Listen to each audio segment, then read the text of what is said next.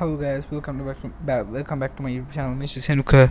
Back again. It's been a long time, and I once announced a couple of months ago that I was retiring from YouTube, but you know what? I decided to hop on and just continue with what I left. And well, here we are. Tomorrow, UFC 330 welterweight main event. Garry versus Islam Makachev. And you guys may be wondering, bro, when on earth were you a UFC fan, bro? Yeah, I was always a UFC fan, man. I was always a UFC fan. I was watching UFC, but I really didn't want to talk about it because I was a young dude like 3-4 years ago, and if a small kid talked about a sport that is is mostly related to adult stuff. I'm not saying it in a weird way. I'm just saying generally it would have been pretty awkward. I don't think the channel would grow where a child would speak about mixed martial arts. They can do mixed martial arts, but I do find it a bit weird that children talk about MMA in a more complex and intellectual way. But hey, man, here I am. I'm an old dude, mate. I'm almost 18 years old. So, so hey, why not let's talk about this matchup? Garry versus Islam Makachev. What can possibly go wrong for each fighter? If you look at Islam Makachev's resume, this is the resume of Islam Makachev in his UFC career. You can clearly see that this guy might have one of the most tagged resumes of all time for a two-division champion. This guy has fought Volkanovski twice, one of the greatest fighters of all time, Alexander Volkanovski, featherweight GOAT, undoubtedly. I don't think that's even a question. Alexander Volkanovski has only lost probably to Islam twice and to Poria once, and I think he lost one more, I'm not sure. That's pretty much it. Other than that, he's one of the greatest of all time, and this guy dominated Alexander Volkanovski in the rematch. The first fight was really close, I believe. I think Islam lost at least 2 rounds in the fight. I generally believe that Islam won 3 rounds in the fight, but I think Islam lost 2 rounds. Yeah, I mean, has to be there. Or else if Islam lost 3 rounds, Volkanovski would have won the fight. So yeah, I think that was the hardest fight that Islam Makachev has got. And that fight, the hardest fight that Islam Makachev has so far gotten, was from a 5'5" dude. I'm not disrespecting Alexander Volkanovski, I'm just saying. But why was Alexander Volkanovski that hard? He is one of the most technical fighters of all time. His fight IQ is unmatched. He's one of those few fighters who is on toe to toe with Islam Makachev when it comes to fight IQ. Is absolutely insane. But Islam Makachev took the better of him. I think Islam Makachev got the takedown. I remember he made sure that Volkanovski didn't really get a lot of space in the last 2 rounds. Then he won it, and that was his most impressive fight so far. What I'm trying to say here is that now tomorrow he's fighting Garry in Indian time. He fights Garry, and that is not an easy fight. That is going to be a tough task. I know this is Islam Makachev, who is now, he is a welterweight. He's a different dude now. He's now bigger. He's a bigger guy. You take all of those things, but hey, remember this guy was once a lightweight, and as we know, becoming a two-division champion is not easy. Especially, I think one of the hardest parts to go to a two-division champion is probably going from lightweight to welterweight, because I think that is has I don't think that has ever been done. Lightweight to welterweight? No, I don't think that has ever been done. I think Islam Makachev is the first fighter in history to be a double champion in both those divisions, lightweight and welterweight. It's crazy. I think that's the toughest. I think that's the toughest one to be, toughest two divisions to be double champion, current double champion, and he's a current double champion, and he did it. And this guy is undoubtedly one of the greatest fighters of all time, 100% top 5. On about, I mean, until now.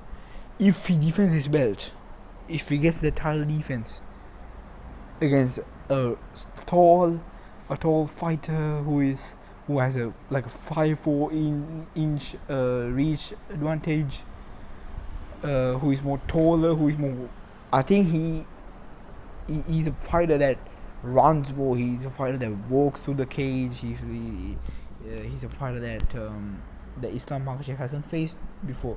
I think a lot of people have said about on how reach is going to be a problem to Makachev, because he normally all of these fights you see, Renato Moicano, JDM, Dustin Poirier, all these guys are almost the same height as Makachev. Almost. I think JDM is also 5'10". Renato Moicano, Dustin Poirier is 5'9".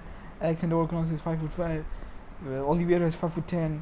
They're almost the same height, but he's the first time he's fighting a guy who is genuinely tall.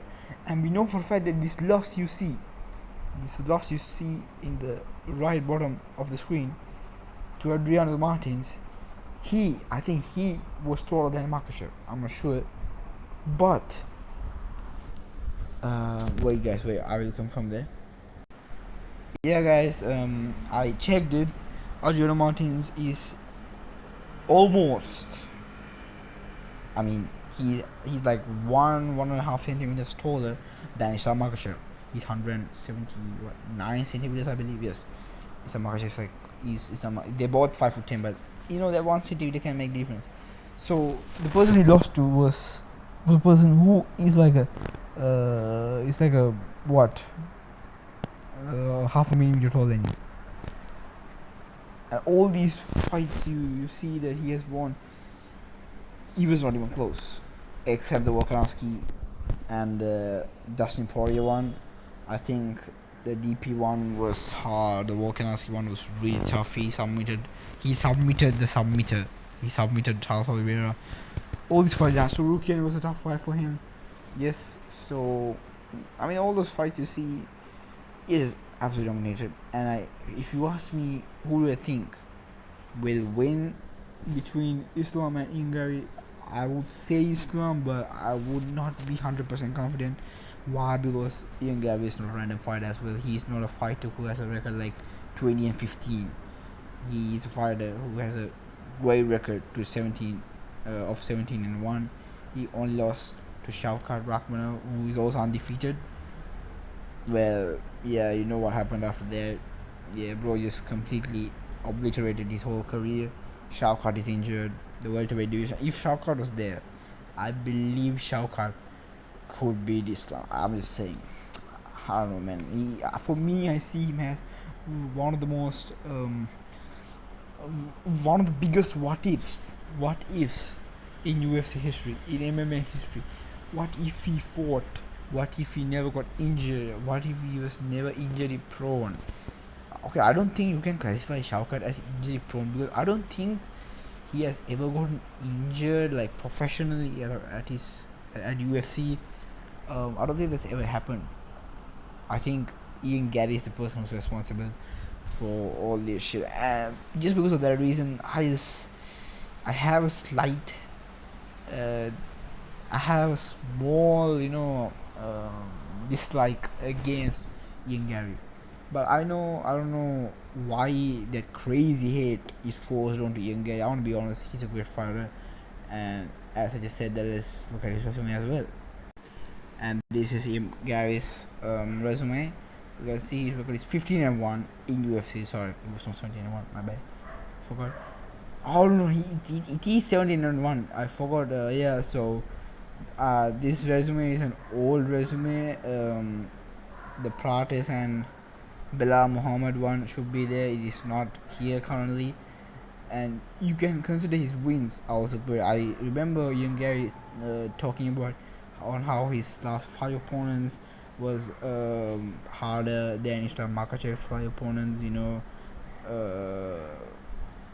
Which I don't think is necessarily true, but I mean he did really. Islam did fight with a Dustin Poirier who was not like in his prime. It was not the Dustin Poirier we really we really never considered him that version of Dustin Poirier as his prime version. But hey man, I think he still is the third fighter to give the hardest fight to Islam Makhachev. That was a crazy hard fight. I think that Islam really struggled in that fight. In his perspective, I believe he struggled in the fight, but we don't really see that he's struggling. But I believe he struggled. Also, let's get into young Garry. I'm glazing Islam too much. So yeah, let's just look at his wins. So just include the Pradesh one and the Bilal Muhammad one. I really don't care about Bilal Muhammad. Even he's a good guy. He's not a good fighter. On be honest, I don't know how on earth was he a champion, but so MVP. He has a win over MVP, bro. For me, I see MVP as one of the most dangerous strikers in the welterweight division. Who was? I don't think he's in the rankings now. But bro, he fought a Michael Page. He fought an MVP who was on a crazy winning streak as well. Who was on a winning streak as well, I think. And he has a fight. We know McNeil against the Korean Zombie. Rakhmonov. Yeah, man. I'll be honest. He has not fought like a crazy short opponent as well. MVP is tall, Rakhmonov is tall, Kaush Paris is tall. Bilal Muhammad, my bad. Bilal Muhammad is the only fighter that he fought who was short. He's like 5'10", right? Bilal Muhammad is like 5'10", 5'11". And we saw that reach advantage coming into play. He was maximizing the advantage out of his reach. He was throwing those jabs which landed perfectly on Bilal Muhammad's face, and that completely threw Bilal Muhammad apart. That really messed with Bilal's mind, and that's why Ian Garry literally dominated him for all the 5 rounds. I don't think Bilal even won one. I don't think he was even close to win that fight. And this dude right here, he's a real problem. Ian Garry, you love him or hate him, he is gonna be a welterweight champion at one point of his career. He's gonna be a welterweight champion at one point of his career. Might not be tomorrow or today, depending on where you live, but he will be a welterweight champion one day. Mark my words. I think it's pretty obvious right now. He's a great fighter. He has a great future. There's a reason why his nickname is the future. He is the future of welterweight. After Islam is probably going to retire in 3-4 years. I think he's going to fight until 37, 34. I think, as he said here, I think he's going to get his 20 title defenses. I think he's going to set a new bar up. I think he's going to set a new bar, which will most probably be unbreakable. Bro, how on earth are you gonna get 20 title defenses? Bro, that doesn't sound right. That doesn't make sense. That just shows how skilled Islam Makachev is, and this dude right here is a real problem. And this fight might be the hardest fight for Islam Makachev. And if Islam generally submits him or knocks him out, it's possible. Bro, Islam Makachev literally knocked down Alexander Volkanovski by a brutal head kick. That head kick was cold, bro. That was a cold head kick, and who knows, bro? Islam Makachev might get the knockout as well. Who knows? If he submits or knocks out Ian Garry, doesn't necessarily need to be any round, even if it's in the 5th round, 4th, 3rd, 2nd, 1st. He's the GOAT. For me, he's the GOAT. I'm sorry, John Jones. I'm sorry, mate. I'm sorry. Pound for pound, he's the greatest of all time. if he knocks out. If he wins by decision, probably second. But if he knocks out, if he makes light work out of Ian Machado Garry, for me, Islam Makachev is the greatest of all time. It's debatable between John Jones and Islam Makachev, but it just clears him out, mate. Like, I know he has that one loss, Islam Makachev. John Jones has never lost. I know all of the coming into play, but bro, defending your fighter, defending your title, what, 17 times, 18 times, that sounds unreal. That may not sound unreal to a casual, but it generally does sound unreal for a fighter who is not like crazy, crazily active. Because fighters are not like cricketers or footballers. They are not crazily active. They may fight like 3-4 times per year, maybe once, bro. Like, come on, bro, Strickland. I think, I don't know who. Shah Khan hasn't fought in a while. He hasn't fought this year. All of those shit coming into play, and I predict Islam is gonna win, but I think he's gonna win by decision. Why do I think he's gonna win by decision? It's because Ian Garry is a fighter who doesn't really aim for the knockout. Most of his fight, you can see Neil, MVP, Neil McNeil, Rodriguez, Korean Zombie. Oh, okay. Forget about those Korean Zombie one. But you see the last 4 fights, 1, 2, 3, 4, in this thing is decisions. And if you consider the Bilal Muhammad one and the Pratas one, those were also by decision. And he's a fighter who has great cardio. I think not as good as Islam Makachev, but okay, you know what? That is debatable because this guy runs a lot as well. You know what? I think Ian Garry has better cardio than Islam. It's the fact that he can run a lot. He doesn't tire up like crazy. I remember that Carlos Prates one. I think Shalkat Rakmanov one. I think when it was like the third, fourth time, I saw him a bit shaky. So I saw that tiredness in his eyes. But man, he never gave up. He has that heart. He knows that I gotta go out there. I gotta dominate this person for at least 3 rounds to win the fight, bare minimum, things like that. And that is the mentality you should have going into this fight. Islam Makachev might think the same as well. I think he knows if he's winning the fight, he's probably not gonna get the knockout. I wanna be realistic. I don't think Islam Makachev is knocking out Ian Garry. Submitting, high chance, but I think if he's winning, it's gonna be via decision. But if he submits him, bro, we need to have some genuine conversations on how he is the greatest of all time. And I believe he is one of the greatest of all time, but not now, yet to become one. I mean, what do you guys think? You might be watching this video after the fight. I might be completely wrong. Who knows? Ian Garry might have won. I mean, I don't know, mate. Let's see.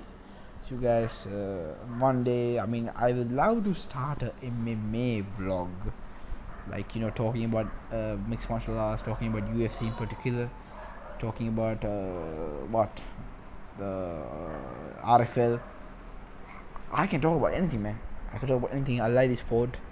I like mixed martial arts. I just didn't talk about that. Why? Because I low-key thought that it was a topic that children really do not focus much on. UFC, talk about UFC, not MMA. You can talk, obviously that is like a culture, mixed martial arts, but not UFC, because there's some BS going in UFC. There's some corrupted businesses going in UFC, and with all those factors considered, I'm almost hitting 18, and I ignored all of those shit. I'm focusing on this. I'm gonna focus on UFC. I'm gonna give you guys as much as entertainment as you guys need from this side of the spectrum, from UFC. I'll try to upload. I'll try to be consistent. I won't try to be the Shawkat Rahmanov of YouTube. I would try to be active, but it's hard times as well. Got exams and stuff going on in my life as well. I'm like you guys. I'm trying to find a life other than YouTube. And for a person who has only like 200 subscribers, and there was a time there where I was uploading consistently, videos day in day out. I really never got that, crazy amount of subscribers. I certainly got the views. I believe I have a lot of videos which are like which are more than like what 1,000, 2,000. It has more than 1,000, 2,000 views. I think there are like at least 10 videos that has achieved that landmark. But what I'm saying is the subscribers, it's a real thing. 200 is not much, I'll be honest. I'm grateful for every person that has subscribed to my YouTube channel. And I mean, I'm not a person who edits video a lot. I don't really necessarily have the time. You guys might think I'm not passionate about this side of the spectrum, which means YouTube, but I am genuinely passionate. It's just the fact that I just don't know how to edit videos like crazy. I do know how to edit videos. I think there are a lot of free facility videos I've uploaded in YouTube, and they are edited really well using CapCut, light motion, all those stuff. But it's just time consuming. For what I see is that if you have made a video which you think is great, and if you are satisfied with that particular video, I think you should just upload it. You just don't need to worry much about it. I've gone with it so far in my YouTube career. It hasn't worked really well, but amen, I hope one day I will hit 300, 500 subscribers. I think 200. I've been stuck in 202 for a long time. Come on, guys. I mean, I really wish you guys, if you guys enjoyed this video and my previous videos, I hope you guys like and subscribe. I necessarily don't need a like. Actually, I need subscribers. I just don't have the motivation anymore to keep continuing this journey. I would love to be a daily stream. I would love to be a daily YouTuber, a small content creator who uploads for fun. But it doesn't really become fun until you don't see any fun of it. It becomes fun when you see comments, people cheering that you're doing a great job. I'm not trying to glaze myself. I'm not trying to ask you guys to say good stuff about me or something. I'm just saying that is the nature of this business. That is the nature of YouTube. Anyways, guys, we see you tomorrow. FC, I predict Makachev is winning by submission. Good night.